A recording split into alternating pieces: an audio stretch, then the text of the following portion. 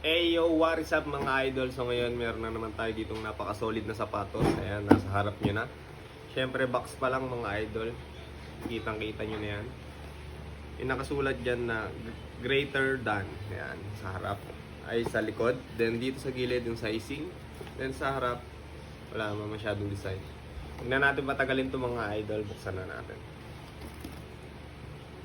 Syempre ayan, pinaka-papel niya mga idol. Parang plastic.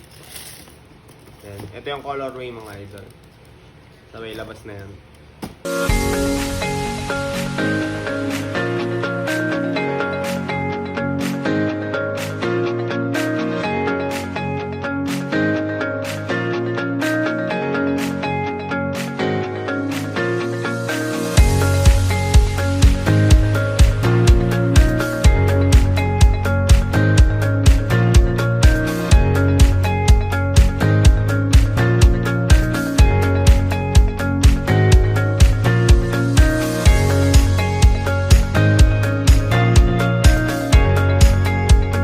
Mga idol, dagdagan na lang din natin yung details nitong sapatos na to. Ayan. Magsisimula tayo sa harap or sa top view. Ayan. Dito tayo sa bandang mga idol, meron tayong yellow dyan na merong butas-butas para mas makahinga yung paa natin. Hindi siya mainitan at komportable. Dito naman sa front tip, may nakasulat lang na Nike. Ayan. Sabay Nike swoosh. Then yung pinaka-tang natin, ayan, ganyan siya kakapal. Dito naman sa tang part pa rin, may nakasulat na GT Cat Academy. Then sa lace, meron tayong black. Dito sa gilid, ayan, meron tayong Nike swoosh dyan na naka-embroid. Embroidered din pala ito mga idol, nasa tang niya. Then sa side, embroidered din, na cover lang. Then dito naman sa gilid, merong air zoom na nakalagay, kaya sobrang lambot nito. Kaya kitang-kita nyo naman yung midsole nyo.